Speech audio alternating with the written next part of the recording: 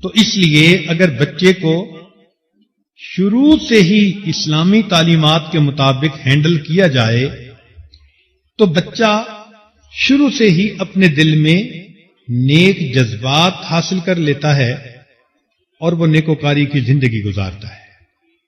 عام طور پر اولاد کے بگڑنے کا سبب ماں باپ کی غفلت، اس کی دو وجوہات ہوتی ہیں، یا تو ماں باپ نے غفلت کی وجہ سے بچے کو وقت نہیں دیا ہوتا، یا پھر ماں باپ کو پتہ ہی نہیں ہوتا کہ بچے کی تربیت کرنی کیسے ہے۔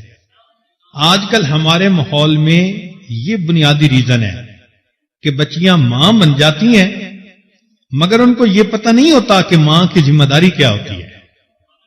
وہ اپنے عقل کے مطابق، تجربے کے مطابق، سنی سنائی باتوں کے مطابق اس بچے کو ہینڈل کر رہی ہوتی ہیں۔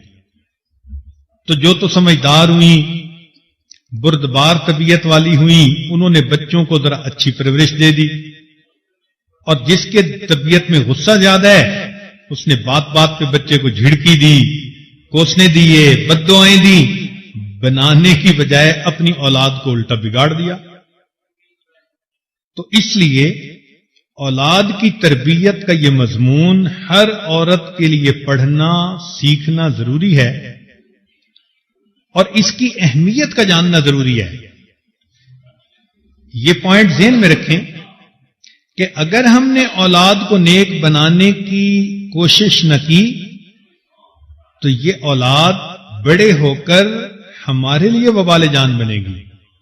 اس لیے علماء نے لکھا ہے کہ جوان ہونے کے بعد اولاد یا ماں باپ کی دوست ہوتی ہے یا ماں باپ کی دشمن ہوتی ہے۔